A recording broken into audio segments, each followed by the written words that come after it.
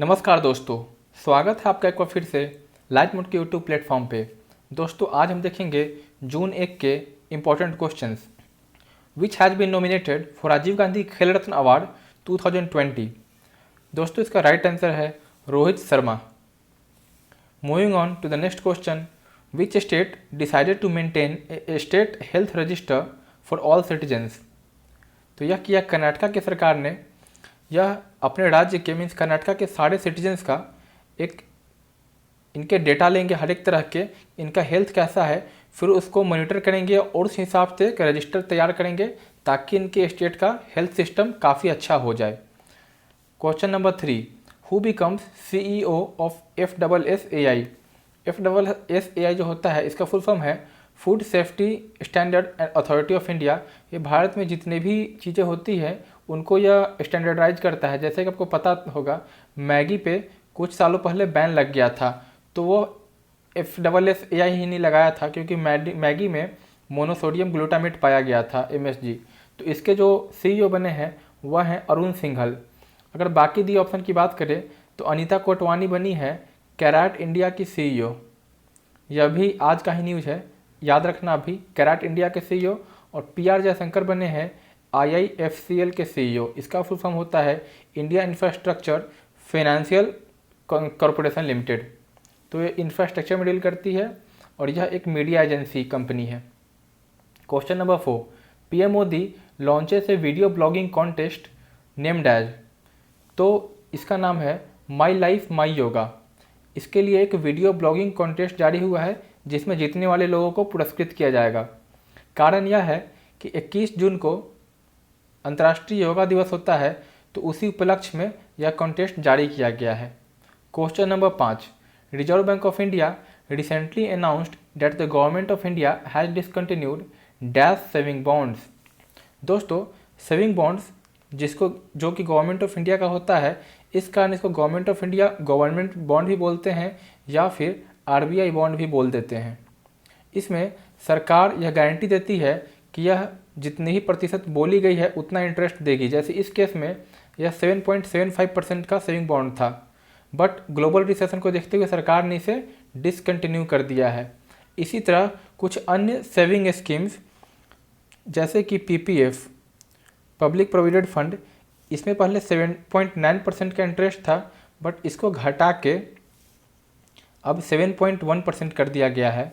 इसी तरह सुकन्या समृद्धि योजना, इसमें पहले 8.4% था जिसे कि घटा के अब 7.6% कर दिया गया है। तो आप इसे भी याद रखना। ओके साथियों, so moving on to question number 6, world milk day is celebrated on June 1 by the food and agricultural organization of the United Nation. Where is the headquarter of FAAO। तो फूड एंड एग्रीकल्चरल ऑर्गेनाइजेशन का headquarter है Rome, Italy में। दोस्तों आज का theme है 20th anniversary of world milk day, क्योंकि आज से 20 साल पहले ही इसे चालू किया गया था।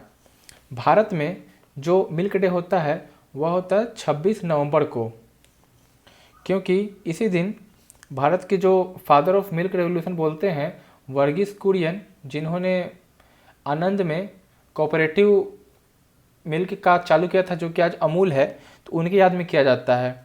इन्हें बोला जाता है कि इन्होंने ही भारत में ऑपरेशन फ्लड को लाया था जो कि मिल्क से रिलेटेड है। Question number 7, under new definition units with an investment of ₹dash crore and turnover of ₹dash crore will be recognized as a small units. So options आपको दिए गए हैं, तो इसका राइट आंसर है 1050। अभी MSME का डेफिनेशन चेंज हुआ है, तो अगर आप उसमें देखें उसमें 2 कैटेगरी बनाई गई है, इन्वेस्टमेंट और टर्नओवर।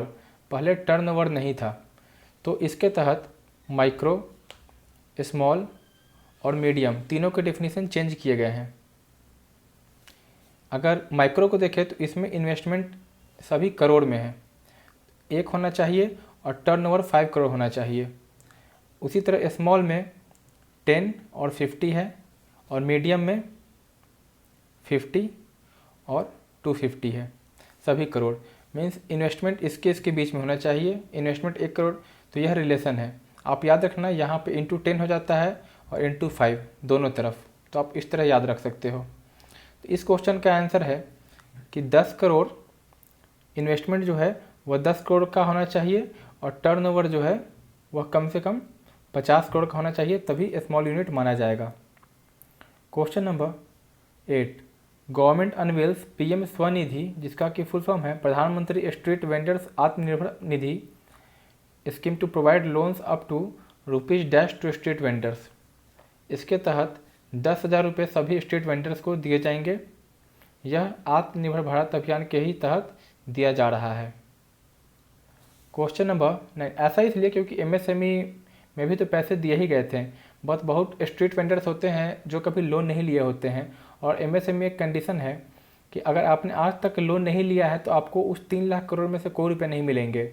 अगर आपने लोन लिया है मान लो 100 रुपये का, तो ही जाके आपको मीन्स 100 रुपये का आपने लिया है तब तो जाके आपको 100 का 20% मतलब कि 20 रुपये आप लोन ले सकते हैं एमएसएमई की इस स्कीम के थ्रू। बट स्ट्रीट वेंडर्स तो कभी लोन लिए नहीं होंगे, तो उनके लिए एक अलग से ऐसा स्कीम का प्रावधान किया गया है। Question number 9, government approves MSP for 14 kharif crops for the 2021 crop year. Who recommends MSP for the government. MSP का फुल फॉर्म होता है मिनिमम सपोर्ट प्राइस। तो इसको जो रिकमेंड करता है सरकार को वह है सीएससीपी। सीएससीपी का फुल फॉर्म होता है commission for agricultural cost and production. Means जो भी भारत में कृषि रिलेटेड जितनी भी उत्पाद होती है तो उनका प्राइस स्टेबलाइज रहे, तो प्राइस स्टेबलाइजेशन के लिए ही यह संस्थान काम करती है। इसका हेडक्वार्टर नई दिल्ली में है। ठीक है साथियों, बढ़ते हैं अगले प्रश्न की तरफ। Moody's investors service downgrades India's sovereign rating to dash from Baa2। मैंने आपको परसों की वीडियो में बताया था कि फिच, S&P और मूडीज यह 3 सॉवरेन रेटिंग देने वाली कंपनियां हैं। सॉवरेन का मतलब संप्रभुता होता है, मीन्स इनका आप समझ ही सकते हैं मतलब से इनका कितना वैल्यू है। तो अगर यह रेटिंग जैसा देते हैं उस हिसाब से उस कंट्री में इन्वेस्टमेंट आती है। अगर रेटिंग ख़राब करते हैं तो कैपिटल उस कंट्री से फ्लाई करके वापस चली जाती है। तो अभी भारत जो है जस्ट अबव एवरेज है, मीन्स अगर उसके नीचे गया तो फिर ये जंक ग्रेड में चला जाएगा। तो फिच और S&P ने भारत का बोला है कि 5% से जीडीपी कॉन्ट्रैक्ट होगा, और अब मूडी ने भारत का रैंक डाउनग्रेड कर दिया है और Baa2 से Baa3 कर दिया गया है। बढ़ते हैं अपने 10वें प्रश्न की तरफ। PM launches technology platform dash for boosting growth in MSME sector.